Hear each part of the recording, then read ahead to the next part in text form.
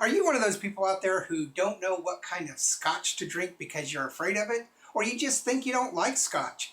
Well, if so, stay tuned and find out how you can get into scotch.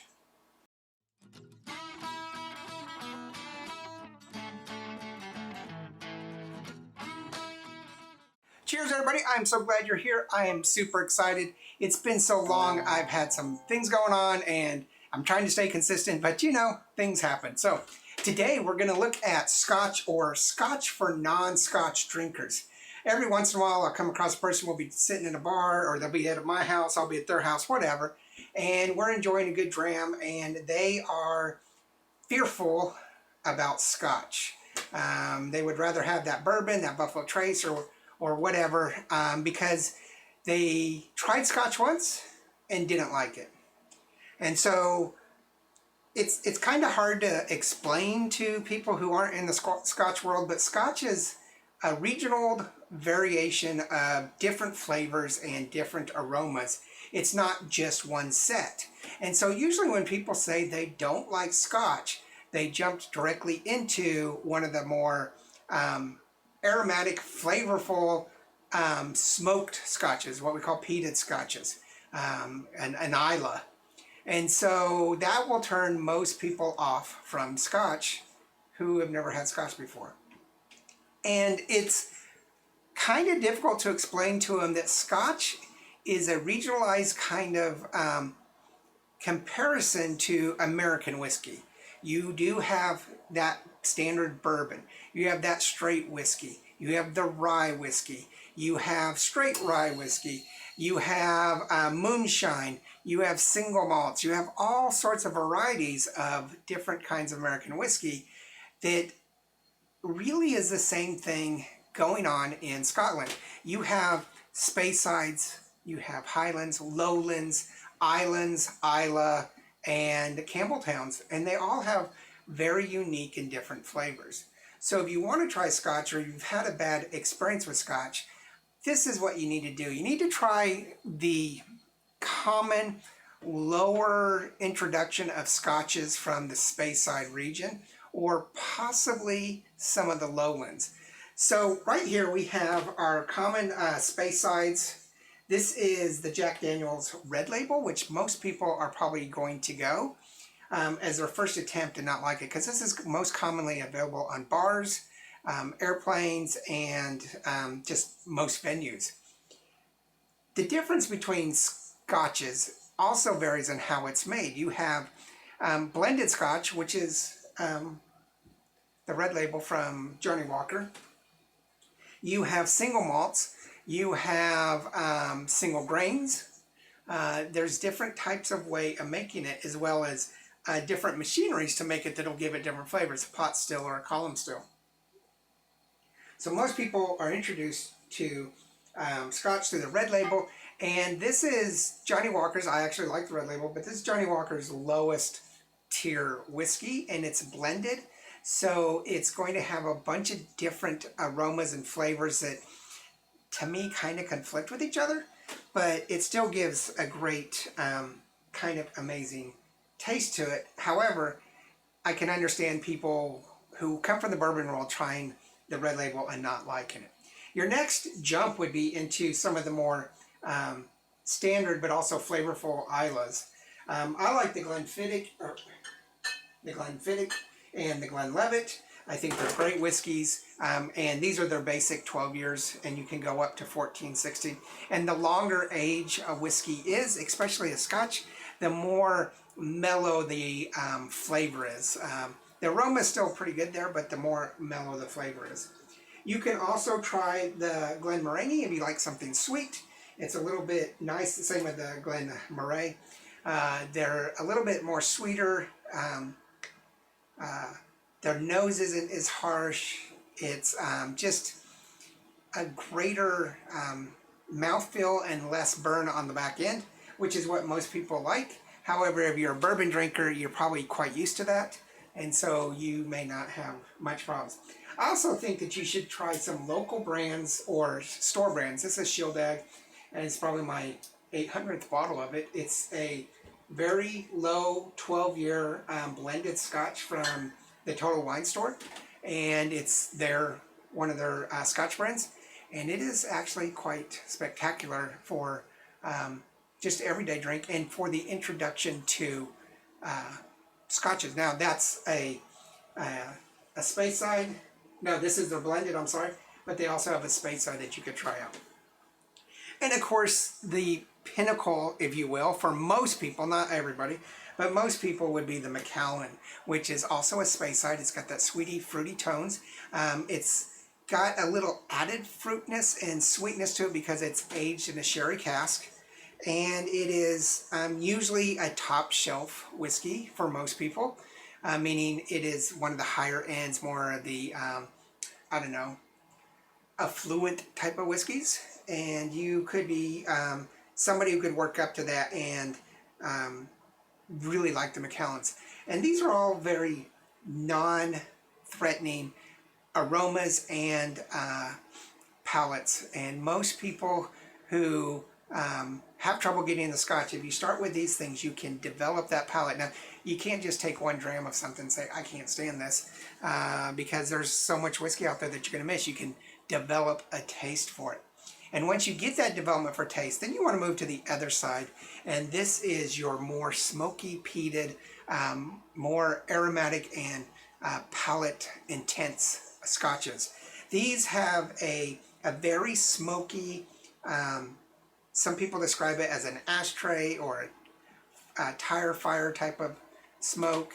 And they can also be very, I don't know, iodined, because they are mostly taken from peat in the islands of Isla, Jura, and the coastlands, where you are going to get a lot of that sea essence into the peat. Now, peat is basically petrified, or it's 10, 15,000 year old or longer peat moss that's been decayed and caked into just a really thick turf.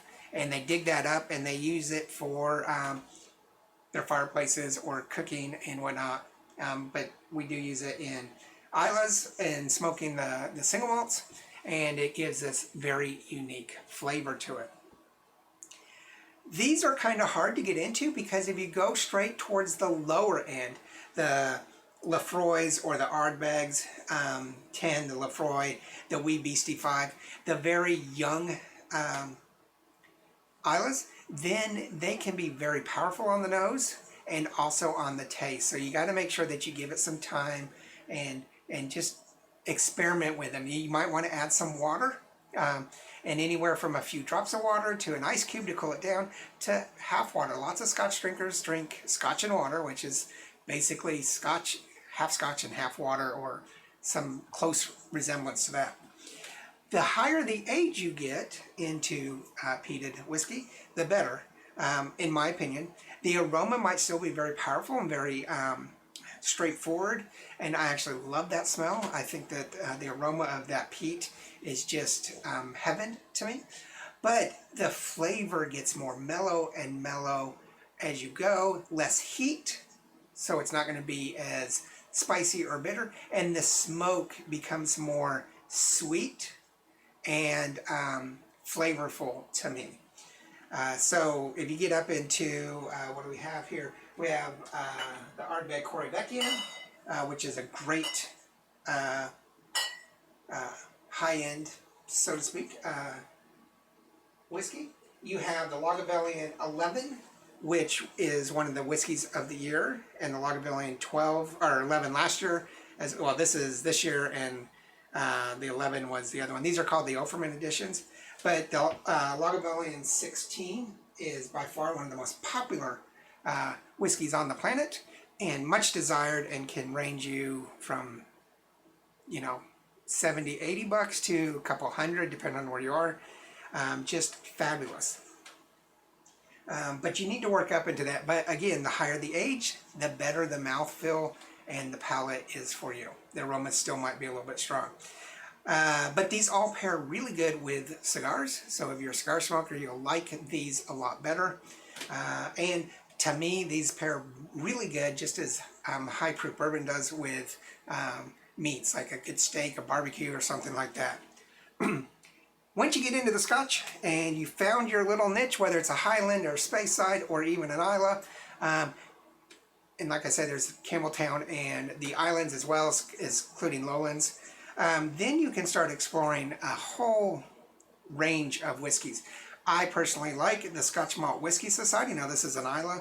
This is a society of membership. You have to pay an annual membership to get into, but they do single barrels, so everything's going to be high proof, you know, cask strength 105 to 130 proof.